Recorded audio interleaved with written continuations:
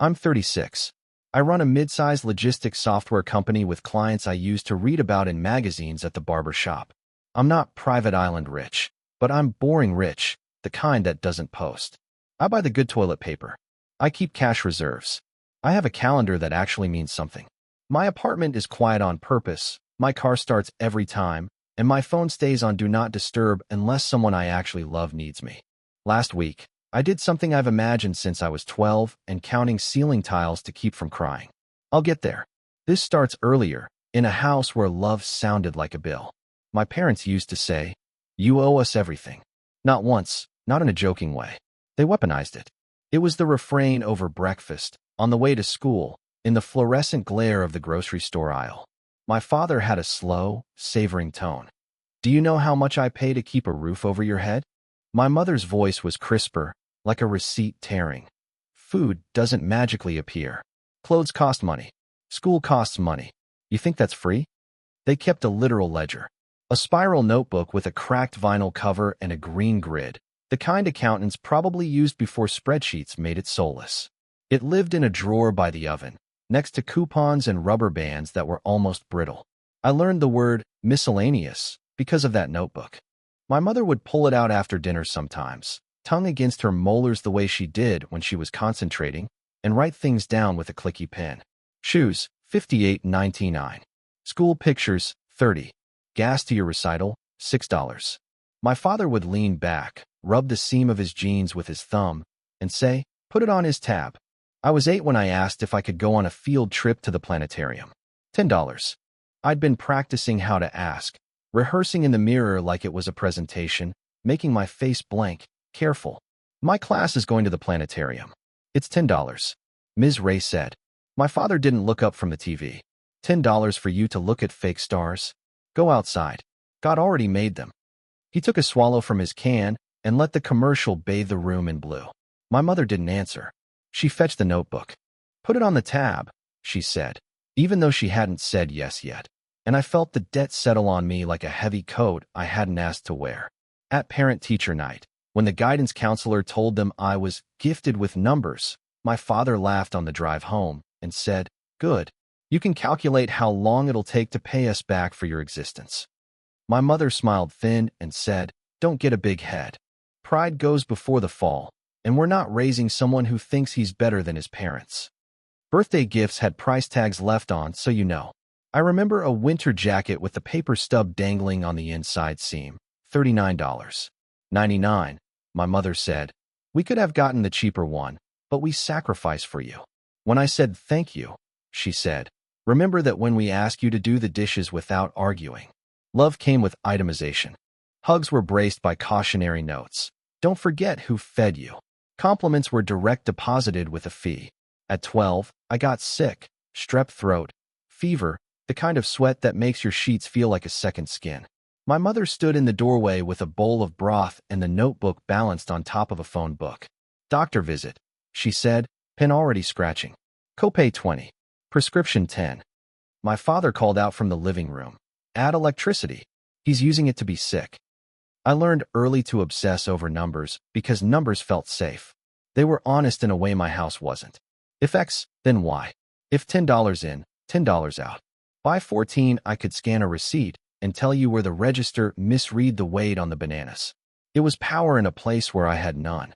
"You always make everything about money," I said once, shaking, dumb enough to think reason would work. My mother clicked her pen. "Welcome to adulthood." My father raised an eyebrow. "Do you want to live here for free? Do you want to be a freeloader? People will take advantage of you if you don't learn." Every summer, rent came earlier. First, it was mowing the lawn without an allowance because you live here. Then it was my babysitting money dropped in my mother's open palm on Sundays after church. "Tithe your income," she said, "and your family is your first charity." When I turned 16 and got a job bagging groceries, my father did the math out loud. "You work 20 hours at $6.50? That's $130 a week before taxes. We'll be generous and only ask for 80. Consider it rent. Food. Gas we use to take you places." 80. I asked, skin hot. "You should be thanking us," my mother said. "We are teaching you responsibility." Sunday night, the notebook came out. If I had spent anything on myself, bus fare, a burger with friends, my father would say. Must be nice to have disposable income when your parents are scraping by to give you a home. We weren't scraping, not really. The lights never went off. We had cable. There was a new grill one year that arrived like a spaceship. But the story in our house was scarcity, and I learned to live inside other people's stories. I don't want to make them into cartoons. They had good days. My mother read me library books with voices that made the pages feel alive. My father taught me how to change a tire on a Saturday morning when the sun had a golden edge, like everything was outlined in forgiveness. He hugged me when my first pet died, and his shirt smelled like laundry detergent and sawdust. That's what made it confusing. They weren't monsters. They were people who believed love was a balance sheet, and parenting came with interest. Junior year, I got a calculus textbook that was a year ahead. My teacher, Mr. B, pushed it across the desk like contraband. You'll be bored otherwise, he said. I devoured it to feel less stupid in a house where everything I liked cost someone else. Mr. B asked my parents to sign a permission slip so I could take a dual enrollment class at the community college. My mother glanced at the line that said, no cost to student, and still said, what about gas? My father asked, what about the time your mother could be using to make dinner? They signed, after staring at me long enough to make me feel like the ask itself was theft. That fall, every A felt like a loophole. This is where I tell you the thing that makes people wince. I internalized it. The words dug trenches. Sit with a ledger long enough, and you start to see yourself as an ongoing expense.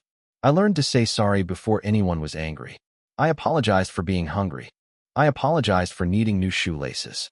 I apologized for the space my backpack took in the hallway. I apologized until the air thinned. Someday you'll pay us back, my mother would say, not even unkindly, like she was reading off a lab result. Every cent, my father would add, eyes on me. That slow, savoring tone. We'll keep track. I made promises to the ceiling. If I stayed small, if I ate less, if I got perfect grades, if I made myself useful, if I earned my keep. I scrubbed the sink until the chrome reflected a warped version of my face and thought, maybe someday this ledger will close. There are two kinds of kids raised like that. The ones who implode, and the ones who turn into machines. I became a machine. I woke at 5 to run because it was free and it made the day feel like a sequence I could control. I tutored. I worked. I learned to fix things with YouTube before YouTube was a verb.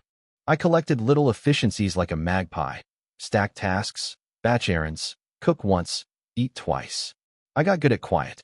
The first time I realized the ledger might not just be a metaphor was when I was 19, already halfway out the door in my head. My father came home with a manila folder.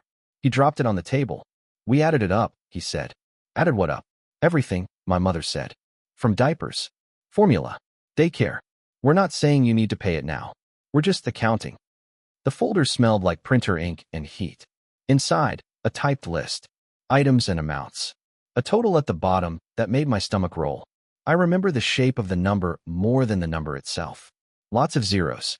My name at the top, like it was a billable client. Wow, I said, because what else do you say to an invoice for existing? My father tapped the total with his index finger. That's love, he said. My mother nodded. That's sacrifice. Something inside me stilled. It wasn't anger. That came later, in precise, controlled heat. It was a kind of clarity, the moment you realize the game has rules and you stop arguing with the rules and start planning your exit. I folded the paper in half and put it back in the folder. Okay, I said. Thank you for showing me. They looked pleased, like I had finally learned the lesson they had been teaching. After dinner, my mother tucked the folder into the drawer with the notebook. I lay awake that night and stared at the ceiling and counted the tiles again, not to keep from crying, but to start a different kind of math. How long would it take to get out? How much I needed? What I could sell? Which shift paid 25 cents more? Which scholarship deadlines I could meet while working closing? How to build a life where the only ledger that mattered was mine. That's who I am now because of who I was then, a man who makes plans like other people pray. And last week, when I finally finished the math, I hit send. But I'm getting ahead of myself. I left like a thief who'd written a permission slip for his own escape. The summer I turned 18, I packed a duffel at 2 a.m. While the house did its old noises, refrigerator hiccup, baseboard pop, my father's sleep apnea rasped from down the hall. I took 3 t-shirts, jeans, the calculus book Mr. B gave me, and 2 manila folders. one with scholarship printouts and FAFSA confirmations, the other with photocopies I'd made of the ledger pages and the invoice from the manila folder. I'd gone to the library after school and fed quarters into the copy machine, while the elderly librarian stamped returns and pretended not to notice. The paper came out hot, my name at the top like a headline I didn't want.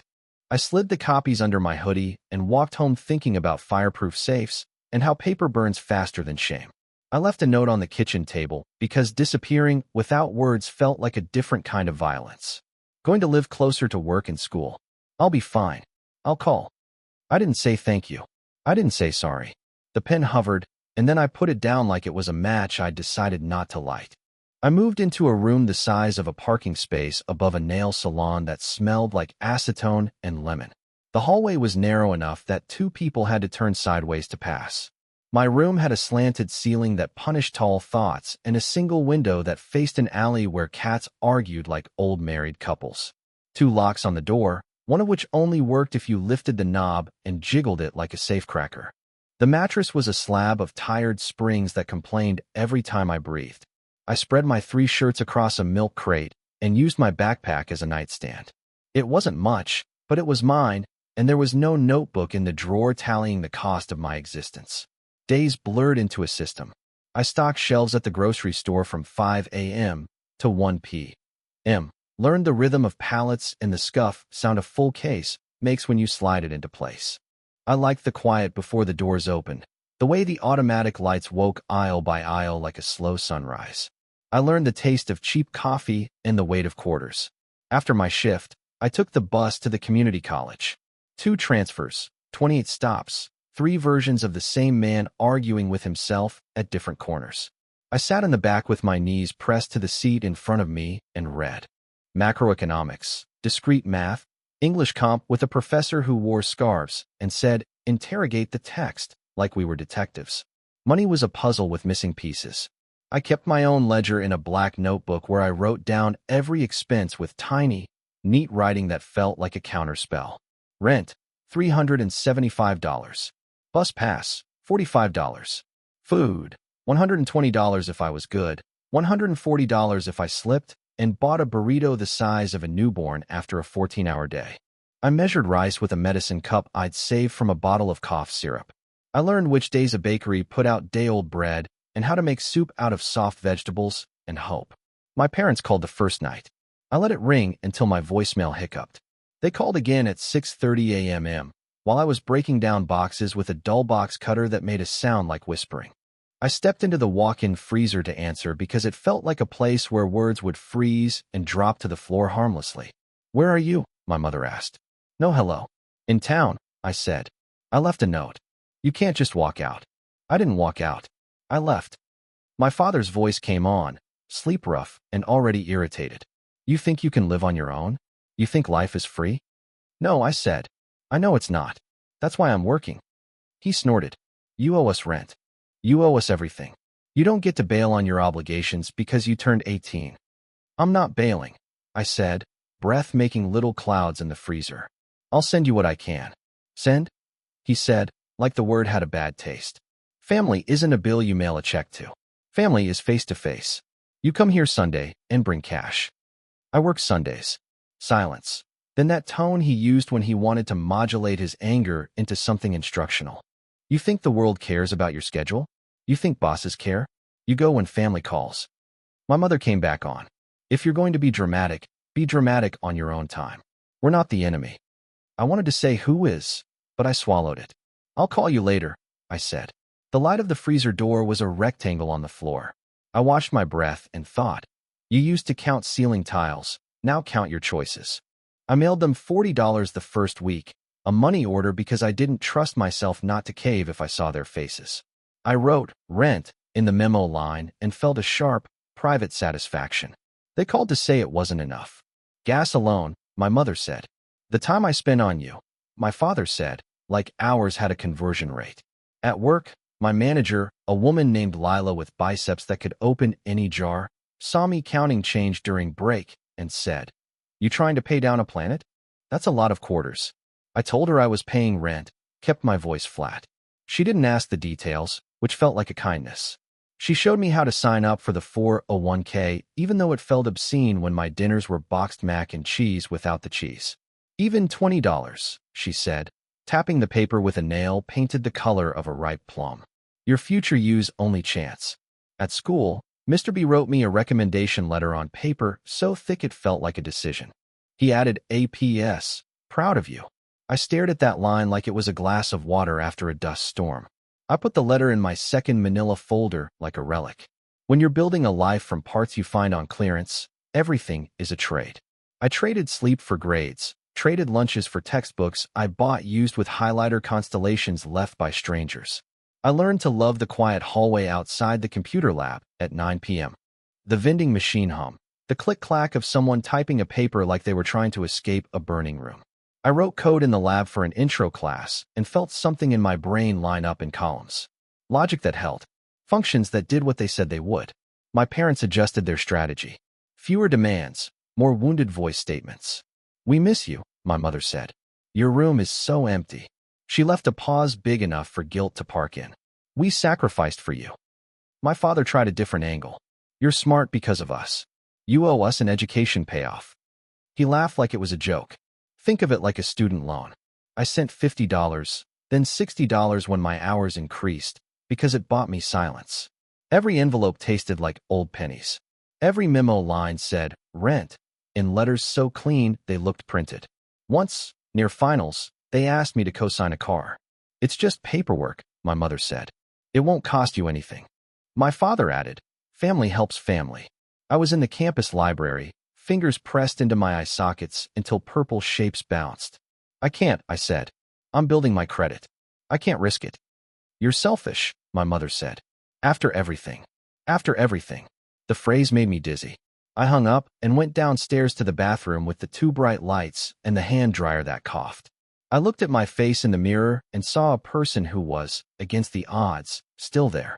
I washed my hands until the heat calmed me, then went back upstairs and finished my assignment. Not because I'm virtuous, because momentum had become my only safety. Second year, I picked up a contract job doing data entry for a freight company that smelled like coffee, printer toner, and carpet cleaner. I was fast, and then I was faster because speed made the day shorter. One of the engineers noticed I didn't look lost when I navigated their terrible system. He asked if I'd ever considered software. I can show you some things, he said. His name was Omar. He ate the same packed lunch every day. Rice, chicken, a bright salad that looked like it had texture. He didn't talk about hustle. He talked about version control and readable code and how the first draft of anything is garbage, and that's fine. He sent me links to free courses and then, when I finished those, told me which paid ones were worth it. I took notes with the same ferocity I used to reserve for counting the distance between me and the kitchen ledger. I still went home for holidays because I hadn't learned yet that obligation is a door you're allowed to lock. Thanksgiving smelled like nutmeg and old arguments. My mother hugged me hard enough to stage it, then slipped into the kitchen and said, "You look thin," which landed like an accusation. My father clapped my shoulder and said, "Big man," which sounded like an interest rate. During dessert, my mother pulled out the notebook like a party trick. "Remember this?" she said, half laughing. We were so organized. She flipped to a page and ran her finger down like a fortune teller. Diapers, formula. Dance for your cousin's wedding, $30. That was a beautiful party. I stared at the paper and felt my mouth taste like metal. "I remember," I said. "Someday," my father said, not unkindly, as if he were promising me a promotion. "Someday you'll make this right." The thing about certain sentences is they stop scaring you and start hardening you. I drove back to my room over the nail salon with a container of leftovers and a clarity that hummed. It didn't feel like rebellion. It felt like balance. I graduated from community college with an associate degree that fit into a plastic sleeve like a passport you're not sure works everywhere. At the ceremony, I sat between a mother of two who cried when they called her name and a guy who'd left the Marines last year and cried when they called his. I didn't cry. I felt steady. After, I took a photo of myself in the mirror of my room, cap tilted, tie borrowed. I sent it to Mr. B and Omar. I didn't send it to my parents. My mother texted, "Proud. Remember who helped you get there." My father texted, "This is the beginning of your payback." I put the phone face down and wrote thank you emails to the people who had taught me without charging interest. Transfer to a state university came with new bus routes and a roommate who sold sneakers out of our closet. I picked up a night shift doing QA testing for an app that wanted to be Uber for dog walking. It was dumb and it paid, and it taught me how to talk to product managers who wore branded fleece and used impactful like a comma. I learned to write clean bug reports and to keep my voice level when someone assumed I didn't know what a proxy was. The first time a direct deposit landed that was bigger than my rent, I stared at the number and felt something loosen at the base of my skull. Not joy, capacity. My parents pivoted again. They needed help with the water heater, then a little with the dentist bill. Just until Friday. Friday became a season. When I said no to a temporary loan, my mother went quiet in a way that filled the line with static. After everything, she whispered. After everything, after everything. I started hearing the phrase like a metronome, steady, predictable. I lined my life up to a different beat. I automated my savings. I took freelance gigs fixing other people's Excel nightmares into something a human could use. I learned to say, I can't, without adding right now, or sorry, or maybe later. The first time, my heart sprinted like a rabbit. By the fifth time, it felt like putting down a bag I'd carried too long. There are days I remember that room above the nail salon like a trial, and days I remember it like a sanctuary. The smell of acetone and lemon leaking up through the floor. The way the neon open sign painted the ceiling at night like a soft bruise. The bus schedule taped to my wall, lines and times like a spell. The ledger I kept on purpose, not because someone demanded it. Each line item not proof of guilt, but evidence that I could do math on my own life. This is the part of the story where the movie would do a montage. The long nights, the laptop glow, the ramen, the subway stops, the out-of-order elevator, the held breath. But life wasn't a montage. It was dozens of small, repeatable decisions, and I made them until repetition turned into ritual, and ritual turned into a different kind of home. The last week of my last semester, Omar forwarded me a job posting with a single line, "You're ready." I read it in the quiet of the computer lab where I used to listen to the vending machine hum. I opened a new document, wrote my name at the top, and thought, this time, I get to decide what the numbers mean. I got the job. It wasn't glamorous. Junior software engineer at a mid-tier logistics company that still had fax machines in the corner and a cafeteria that smelled like burnt coffee. But it was salaried, with benefits and an ID badge that clicked when you swiped it through the turnstile. I remember standing outside the building the first day, gray sky pressing down, cars honking, people streaming past me with lanyards and messenger bags. My heart was thudding like it thought this was a prank, like someone was about to step out and say, just kidding, go back to bagging groceries. No one stopped me. The badge clicked green. The glass door swung open. I walked inside. The office was a grid of beige cubicles under fluorescent lights that hummed faintly, a corporate hive.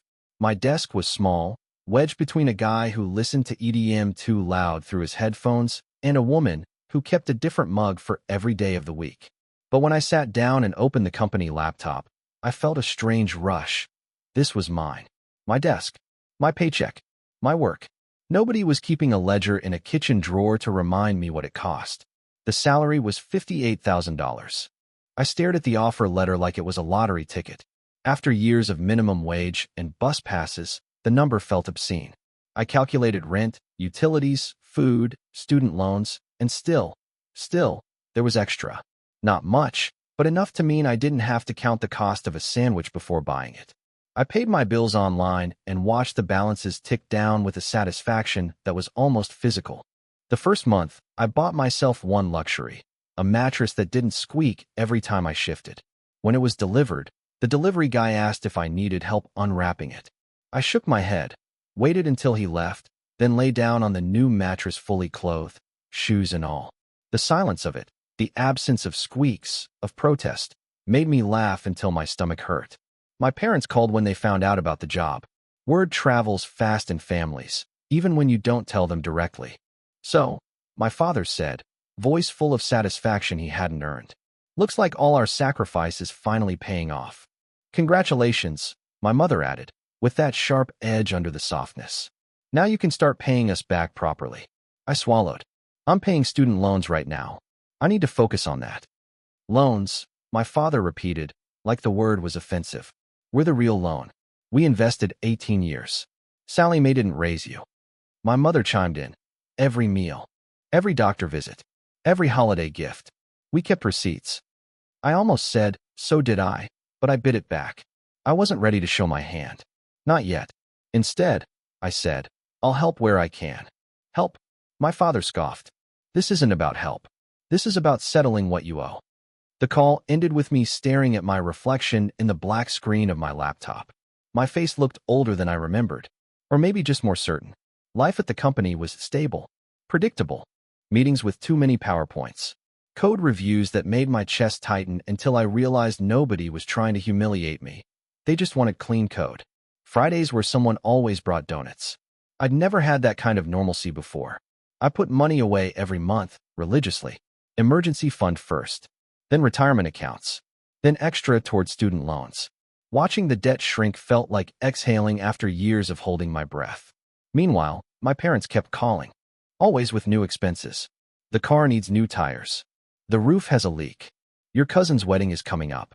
I sent money sometimes, small amounts, framed as gifts. Every dollar made me feel like I was feeding a machine that would never shut off. When I hesitated, my mother sighed heavily, like she was dragging a cross up a hill. After everything we've done, the words hit me less and less each time, like being inoculated. Eventually, I stopped answering their calls as often. I told myself I was busy, which wasn't a lie. But it wasn't the whole truth either. The real turning point came 3 years into the job. By then I had been promoted twice, first to full engineer, then to team lead. My salary was into 6 figures. I moved into a bigger apartment with sunlight in the mornings and hardwood floors that glowed like honey. I bought furniture that wasn't secondhand. I even took a vacation, 3 days in Colorado, hiking trails that smelled like pine and cold air. One night, back home, I dug out the photocopies I'd made all those years ago of the ledger and the manila folder invoice. The paper was yellowed around the edges, the ink faint but still legible. I spread them on my dining table like evidence. Line after line of expenses. Shoes, food, gas, field trips, doctor visits, miscellaneous. Each entry a reminder of how love had been turned into an invoice. At the bottom, the total. That obscene number they presented to me like a receipt for my life. I stared at it for a long time. My heart was steady. My hands didn't shake. For the first time, I didn't feel like a kid cornered by numbers. I felt like an adult holding a blueprint. That's when the idea came to me, not as revenge, but as precision. To take them at their word. To pay back, exactly, down to the cent. And then to walk away. I opened my laptop and started building a spreadsheet. Column A, year. Column B, expense. Column C, amount. Column D, adjusted for inflation. I cross-referenced government data, old cost of living calculators, IRS tables. I researched average costs of child rearing in the 80s and 90s, lined them up against their numbers, corrected for exaggeration. I built formulas, linked cells, watched the total shift and settle into something that felt honest. Every line I filled in was a reclamation. Not guilt, not debt. Just math.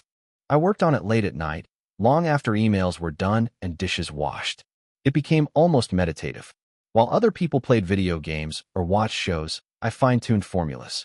Some, VLOOKUP, IF error, the language of control. After 3 months, I had a final number. Not the one they gave me, inflated with resentment. A precise, reasonable total. Adjusted for the era. Adjusted for inflation. Adjusted for me. I sat back in my chair, staring at the bolded cell at the bottom. That was the price of admission, the cost of existing in their house. And I could pay it. In one transfer. The thought made me laugh. Quiet. Then louder, until I had to put my head in my hands. All those years of being told I was a debt. All those lectures. All those sighs. All those after everything speeches. And here I was, with the power to close the ledger myself. But I didn't move yet. I let the numbers sit there, patient, like a sealed envelope. I wanted the timing to be perfect. I wanted to pay it on my terms, not in the middle of some ordinary Tuesday. I went to work the next morning and sat in meetings, nodded at slides, discussed backlog items. The number hovered in my mind like a secret, not a burden, a promise. That night, when my mother called, I let it go to voicemail. Her message was the same as always. We love you. We just need a little help. After everything we've done. I listened once, then deleted it. My spreadsheet waited, calm and exact. I wasn't in a hurry anymore. I'd waited years already. I could wait until the moment felt right. Because this time, I was the one keeping the ledger. And when I paid, it would be the last time. The thing about a plan like this is that it seeps into the edges of your life. Not in a dramatic way, not like a movie montage with sinister strings, but quiet, subtle, like a background process your brain keeps running while you go about everything else. During stand-up meetings, while someone droned about a dependency being blocked, part of me was thinking about CPI adjustments for 1998 grocery prices. On the bus, staring out the window, I was mentally auditing whether they really spent $300 that year on miscellaneous, or if it was closer to $150. The spreadsheet became a mirror. Every number I typed in made me remember a scene. $20 for a school field trip? I saw myself in a cafeteria line, clutching the permission slip, stomach twisted because I knew it meant another sigh. Another, you'd better appreciate this. $60 for basketball shoes? I remembered the sting of being told they weren't really for me. They were an investment, and I'd better play well. For the first time, though, these memories didn't burn. They cooled, because I was putting them where they belonged, into cells, formulas, totals. Finite, contained, not looming over me like a cloud anymore. At the same time, life was expanding in ways my parents couldn't touch. By 30, I'd been promoted again, this time into a role where I wasn't just writing code. I was leading projects, negotiating timelines, managing people. My salary broke into numbers that teenage me wouldn't have believed even if he'd seen them printed out. I traveled for work, stayed in hotels where the beds were so big I felt like I'd gotten lost in sleep. I bought a condo. 2 bedrooms, hardwood floors, windows that drank in sunlight. I remember unlocking the door for the first time and standing there in the echoing emptiness, my footsteps sounding like ownership. I furnished it slowly, quality over speed. A couch that didn't sag. A table that didn't wobble. Art prints that I picked because I liked them, not because they were cheap. For the first time, my home didn't smell like acetone from a nail salon or fried food from a downstairs neighbor. It smelled like lemon cleaner and fresh paint. It smelled like mine. Of course, my parents tried to breach the walls. They never stopped calling. I let most of it go to voicemail. The messages were always the same song, different verses. You never come around anymore. We're getting older. You'll regret it when we're gone. You think money makes you better than family? We sacrificed everything for you. After everything. One voicemail stood out. My father, voice unusually soft. We raised you. You think that was free? You owe us your life. Don't forget who gave it to you.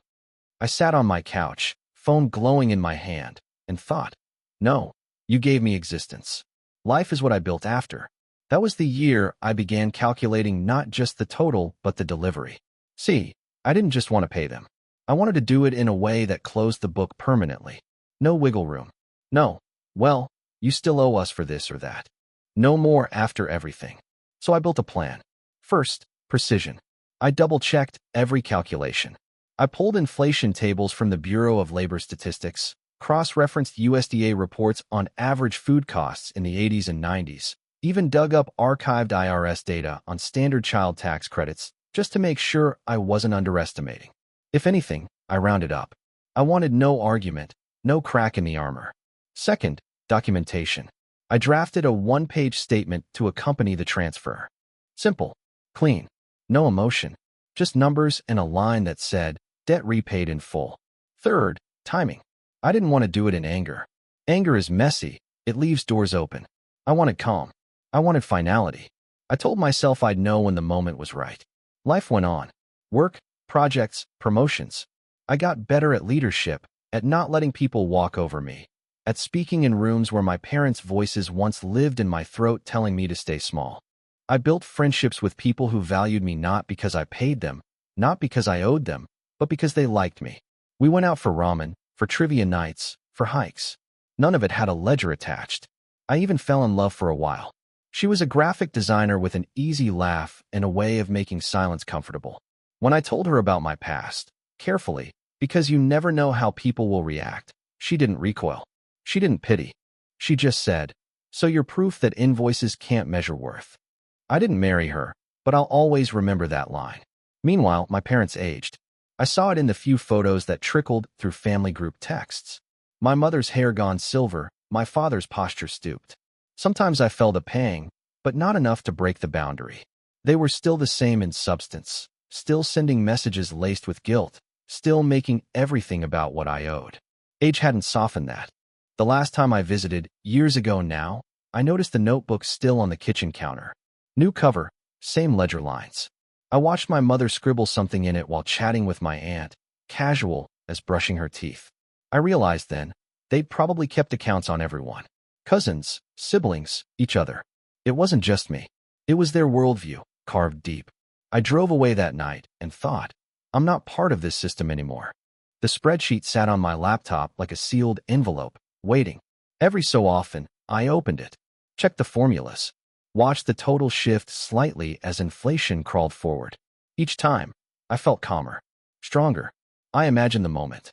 The transfer confirmation screen. The subject line of the note. The silence after. It wasn't about revenge anymore, not really. It was about symmetry. About giving them exactly what they claimed to want. So there could be no more strings, no more hooks in my chest. But I wasn't ready yet. I told myself, when the balance between what they demand and what I carry finally tips into clarity, that's when I'll do it. Until then, I lived. I worked. I saved. I breathed in a home that was mine. I built a life that had no tabs open in someone else's ledger. And I waited. Because some debts can only be paid once. And when I paid this one, it would be the end.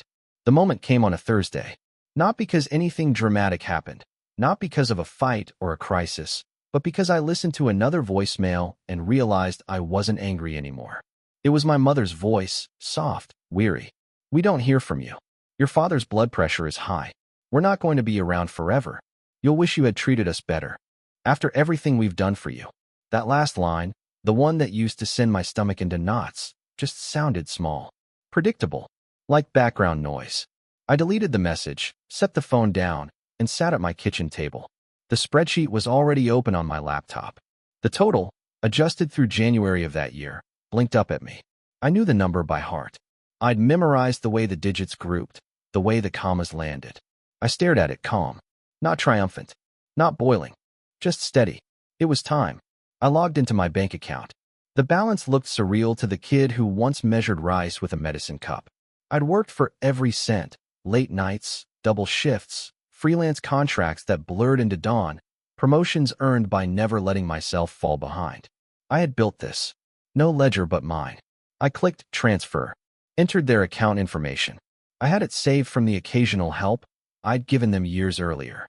Double-checked the routing number, the account number. Triple-checked. My fingers hovered. I typed the amount. Not rounded. Not about right. Exact. Down to the cent. The total from the spreadsheet. In the memo line, I typed, debt repaid. I sat there for a long moment, the cursor blinking like a heartbeat. Then I clicked submit. The screen refreshed. Confirmation appeared. The money was gone from my account, on its way to theirs. That was it. After decades of guilt, lectures, sighs, and after everything, it was done in a single digital heartbeat. I closed the laptop. My apartment was quiet except for the hum of the fridge. The sun had just set, painting the hardwood floor in soft orange stripes. I leaned back in my chair and exhaled. I didn't wait long for a reaction. Within an hour, my phone lit up. First my mother, then my father, then my mother again. I let it ring. After the third attempt, I muted it. Voicemail buzzed in. What is this? Why would you send that? You think this makes up for everything? Money doesn't replace family. This isn't how you treat parents who gave you life. You think you can just pay us off and walk away? I listened once, then deleted every message. My hands were steady. The next morning, I went further. Blocked both numbers. Blocked their emails. Blocked them on social media. Changed my emergency contacts at work. It felt surgical, clean, like stitching up a wound after pulling out the last piece of glass. I knew what would happen. The story would ripple through the family tree. I'd be painted as ungrateful, cold, selfish. He thinks he's too good for us. He put a price tag on his parents. After everything. But I also knew this. No one else had lived under that ledger. No one else had been told their existence was an outstanding bill. They'd believe whatever version made them comfortable. And I didn't care anymore. The first few days felt strange. Not empty, lighter. Like stepping off a treadmill you didn't realize was still running. My evenings were mine without the shadow of the next voicemail. I walked home from work and noticed the way the trees cracked against the sky, the way kids on scooters laughed too loud. Ordinary things felt sharper, cleaner. At night, I slept deeply. No ceiling tiles to count. No phantom ledger scratching in my head. Just sleep. 2 weeks later, an envelope arrived. No return address, but the handwriting was my mother's. I recognized the neat, teacherly loops. Inside, a single page. My name at the top. A total at the bottom. No context, no explanation. Another invoice. This time, the number was absurd, padded with vague emotional labor and stress. I laughed out loud. Not cruelly. Just in disbelief. After everything, they were still keeping score. Still writing in the notebook. I shredded the page. Dropped it in the bin. Took out the trash. Went for a walk in the crisp evening air, the city humming with life. That was the last time I ever heard from them directly. In the months that followed, I expected guilt to creep in. Regret. Second thoughts. But it never did. What came instead was quiet. I cooked dinner in my own kitchen and tasted the food without bitterness. I watched movies without the undertow of my phone vibrating with demands. I met friends for drinks and laughed without feeling like I was stealing joy from someone else's ledger. I was free. And the most liberating part wasn't the transfer itself. It was what came after. Silence. No more debt. No more calls. No more after everything. Just me living. Sometimes I wonder what they thought, looking at that transfer. Maybe they felt triumphant, like they'd won, that their decades-long campaign had finally cashed out. Maybe they felt insulted, like I tried to put a dollar value on their love. Maybe they felt confused. But none of that matters. Because for me, it wasn't about them anymore. It was about closing the book. About ending the story they'd written for me and starting my own. When people talk about revenge, they picture fire, fury, dramatic confrontations. Mine was quiet, precise, surgical. I gave them exactly what they demanded, nothing more. Then I walked away. That was my closure. And it was worth every cent. Silence has a texture. For the first time in my life, I learned what it felt like.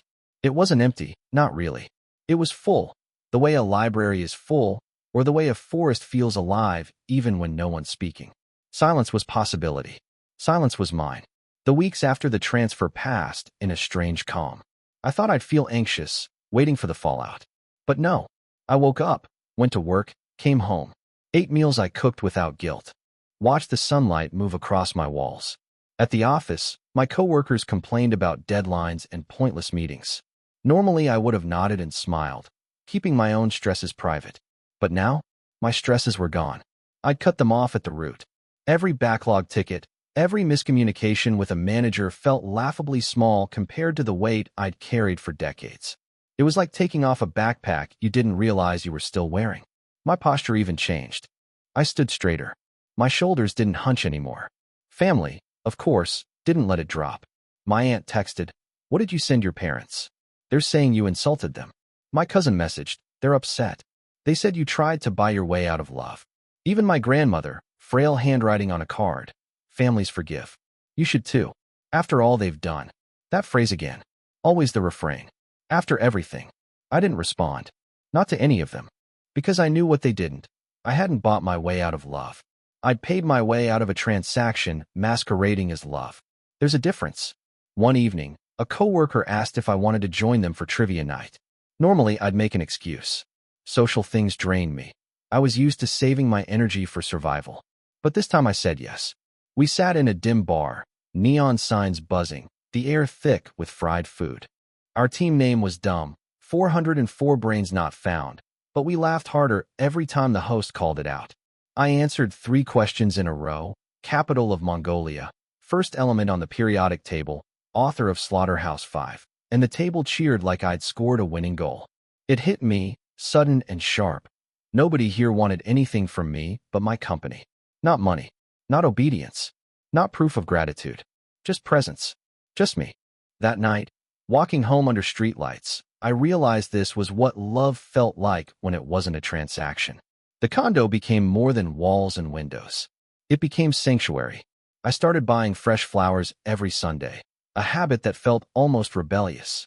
My mother would have called it frivolous. Why spend money on something that dies? She'd say. But to me, that was the point.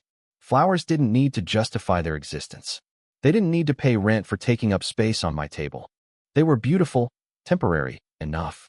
I learned to cook properly, not survival meals, but things with layers, slow-roasted chicken with rosemary, pasta from scratch, curries that made the kitchen smell alive for hours.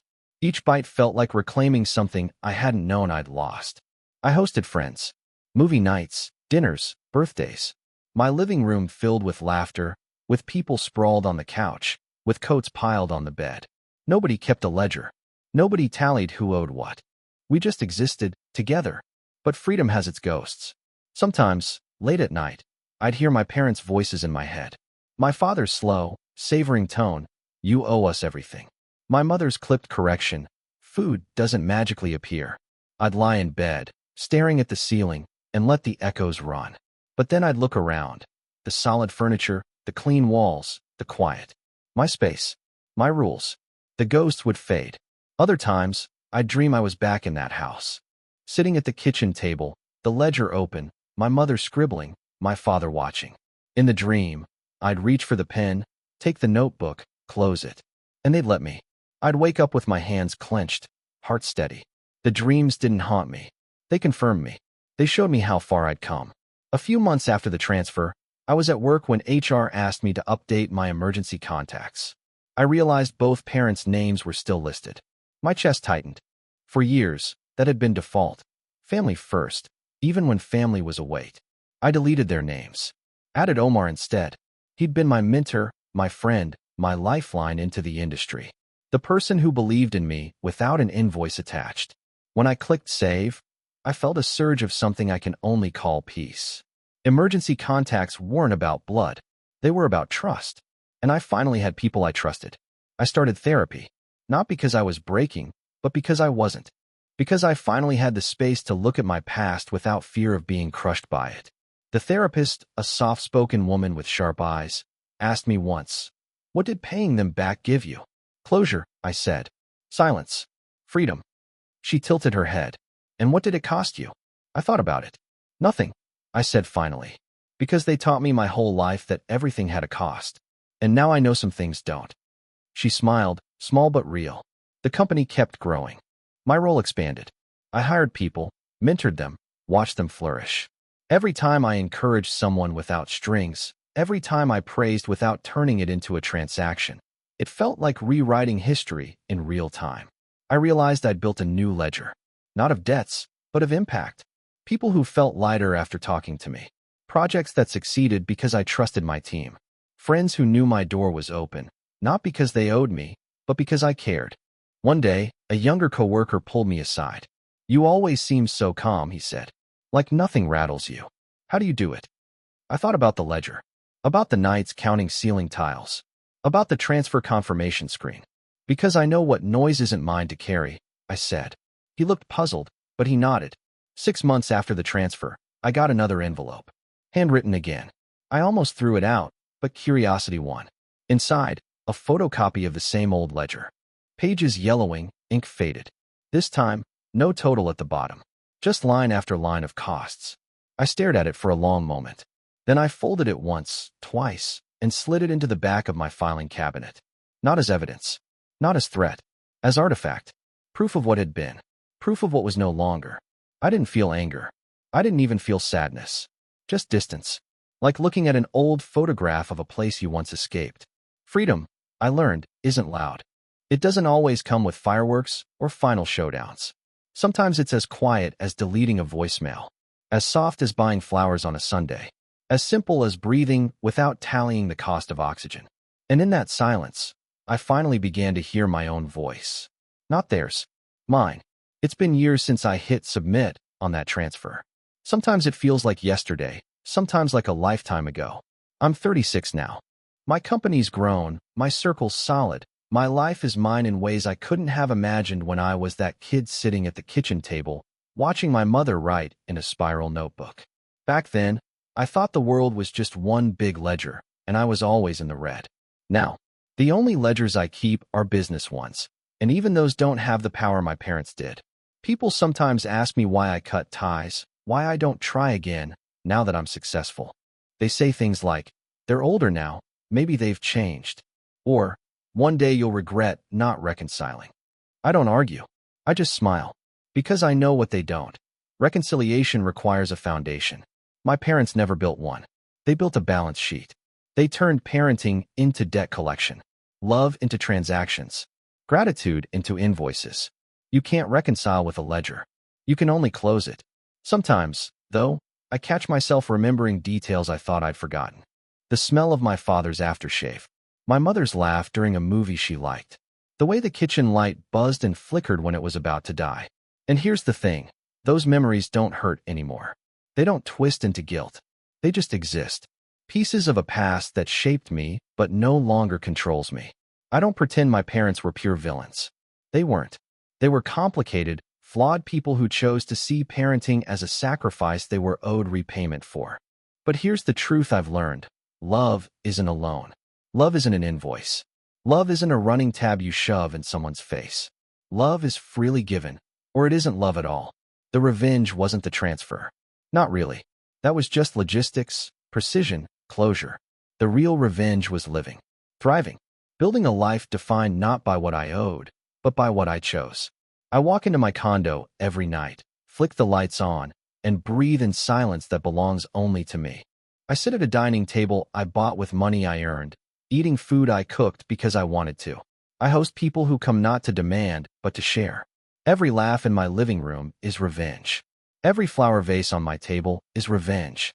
Every quiet morning coffee where I don't hear my phone buzzing with another guilt trip voicemail is revenge. Because what they tried to teach me was that love is conditional. And I've proven every single day that it isn't. Sometimes, late at night, I think about that manila folder they slid across the table when I was 19. The one with the total they said I owed for existing. I wonder if they believed it themselves, or if it was just a tactic. Either way, I don't carry it anymore. Because one day, I took that folder, at least in spirit, and I balanced it. Paid in full. Debt repaid. Ledger closed. And then I built something they'll never understand. A life without debt attached to my name. I used to think freedom would feel like running, like escape, like speed. But now I know better. Freedom feels like stillness. Like being able to sit in a room and know nobody is keeping score against you. It feels like waking up and realizing you don't owe anyone for the air in your lungs. It feels like laughing without calculating the cost. If anyone reading this grew up under parents like mine, the kind who confuse love with loans, who turn every meal into a bill and every favor into a lifelong debt, here's what I want you to know. You don't owe them for existing. You don't owe anyone for the fact that you needed care as a child. That's not debt. That's the bare minimum of parenting. What you build beyond that, that's yours. And if you ever get the chance to give them exactly what they demanded, nothing more, nothing less, do it on your terms. Not for them. For you. Last week, I opened the spreadsheet one final time. The numbers are still there, formulas neat, totals bolded. I looked at the cell at the bottom, the one I once thought would define me forever. Then I deleted the file. Not in anger, not in triumph. Just because I didn't need it anymore. The ledger served its purpose. The debt was repaid. The chapter was closed. And now the story is mine to write. I shut the laptop, poured myself a glass of wine, and stepped out onto my balcony. The city lights stretched out, humming and alive. I leaned against the railing, let the breeze wash over me, and thought, this is what freedom tastes like. Not silence like absence. Silence like possibility. Not revenge like destruction. Revenge like creation. Not, after everything, weighed like chains. But, after everything, as in, after everything, I'm still here. Whole. Free. Alive.